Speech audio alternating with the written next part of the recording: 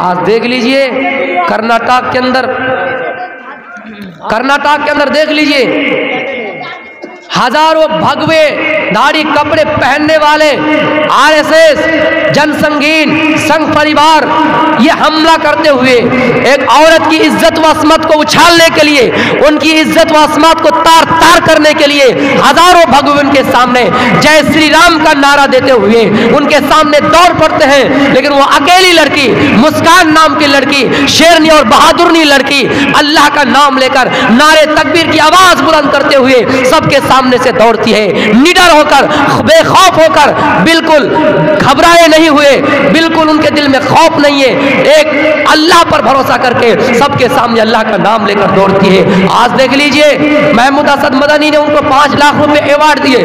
मैं समझता हूं ये 5 लाख कोई अहमियत नहीं रखती है उनके लिए, ये 5 लाख कोई कीमती उनके लिए दौलत नहीं है। उनके लिए कीमती दौलत अगर कोई है तो हमारी माँ बहनों के लिए इज्जत व आसमत को बचाना, उनकी इज्जत को तार तार करने वालों पर हमला करना, संविधान को बचाना, किसी औरत पर अटैक और रेप होने से बचाना, संविधान को खतरे से बचाना, ये उनके लिए काबिल है। मेरे प्यारे साथियों, देखना इतिहास में उनका नाम एक दिन लिखा जाएगा कि औरत की इज्जत के ऊपर अगर कोई हमला करे तो मेरे प्यारे साथियों, कोई अगर आवाज उठाने वाली खातून है, मेरी माओ बहनों, अगर आवाज आपके कानों तक मेरी पहुंच रही है, इस जुमले को गौर से सुनो। तुम्हारे बारे में क्या क्या साजिशें रची जा रही है, हिजाब पहनकर नहीं आ सकते हैं, बुरके में नहीं रह सकते हैं, निकाब पोश नहीं बन सकते हैं, ये आवाज उठा रही है। लेकिन वो एक महिला थी, आप जानते महिला के अंदर डर ज्यादा होता है, खौफ ज्यादा होता है, लेकिन मदरसे से पढ़ी हुई, कॉलेज से पढ़ी हुई, इस्लाम की तालीम उसके दिल के अंदर है। वो चाहती है कि खुद उनका मामला नहीं है, ये सारी औरतों का मामला है।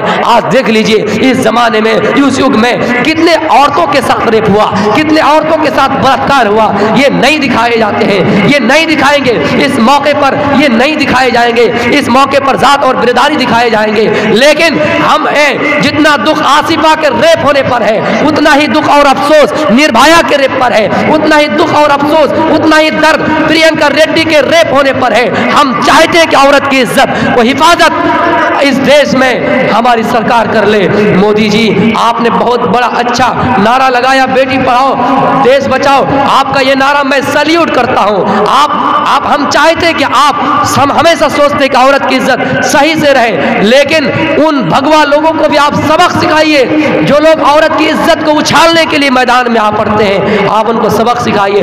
और हमें आपसे उम्मीद है कि आप जरूर इसको अंजाम देंगे, क्योंकि आप किसी महिला का दुश्मन नहीं है। अगर आप किसी महिला का दुश्मन होते तो आपने ये नारा नहीं लगाते कि बेटी पढ़ाओ देश बचाओ। हमारी बेटियां पढ़ेंगी तो हमारा देश बचेगा, मैं ये फख्र से कहता हूं। और ये चीज मोदी, ये चीज आपको मैं ये बता रहा हूं सोशल मीडिया के जरिए से, उन तमाम भगवाधारी और भगवा कपड़े पहनकर आने वाले आरएसएस, जनसंगीन, जय श्री राम का नारा बुलंद करते हुए आने वाले, उनके कानों में अगर ये मेरी आवाज पहुंच रही है तो सुनो। जिस तरह केरल के अंदर एक मर्तबा ऐसा हुआ, एक जालिम सरकार आए, जालिम सरकार ने आकर ब्रिज टैक्स नाफिज किया।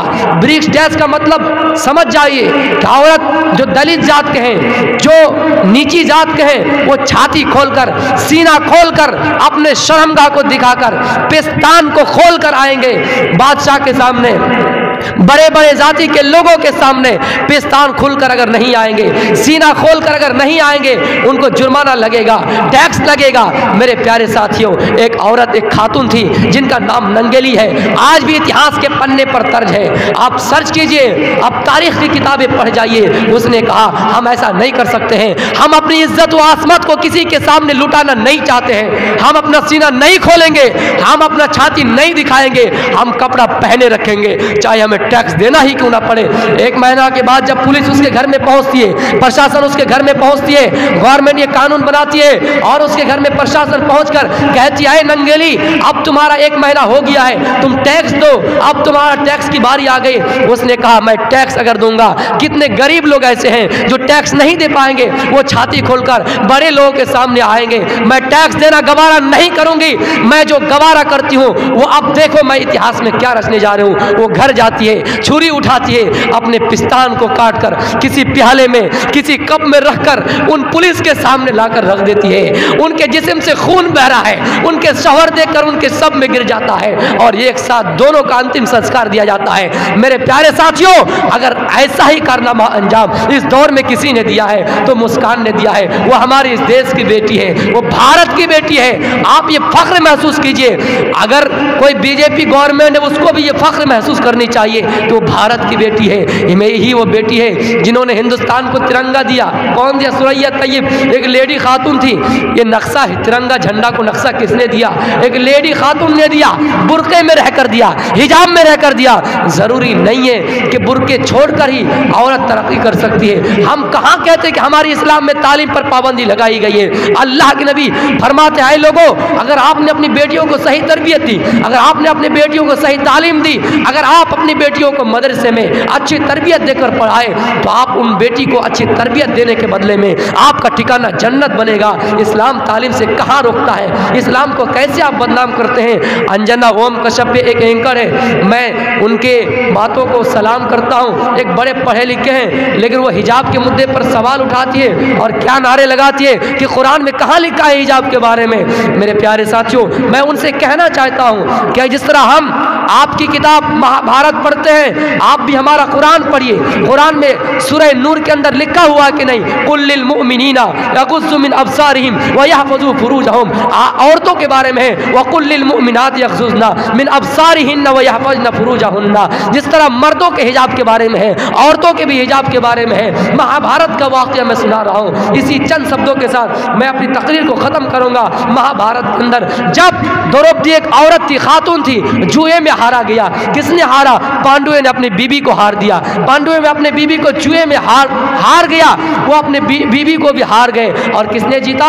कौरवों ने। कौरव की तादाद ज्यादा थी। कौरव का एक भाई दुशासन, ये जब उसने अपनी एक औरत को जीत लिया जुए में, किसको जीता? द्रौपदी को। वो खींचकर उनके दुपट्टे और ओढ़नी साड़ी खींचकर उनको खींचना शुरू किया, पकड़कर खींचना शुरू किया।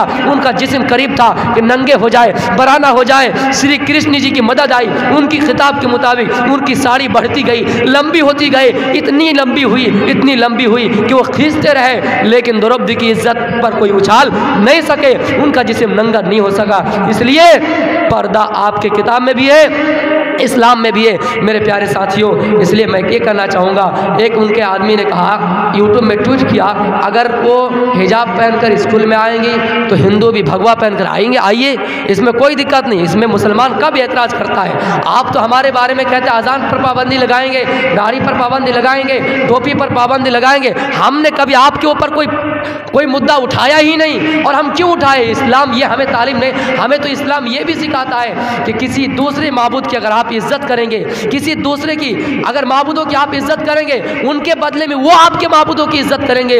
इस्लाम ये नहीं कहता कि आप किसी राम को धुतकारें, इस्लाम ये नहीं कहता कि आप किसी कृष्ण जी को धुतकारें। इस्लाम हमेशा ये कहता है आप सबको लेकर चलिए।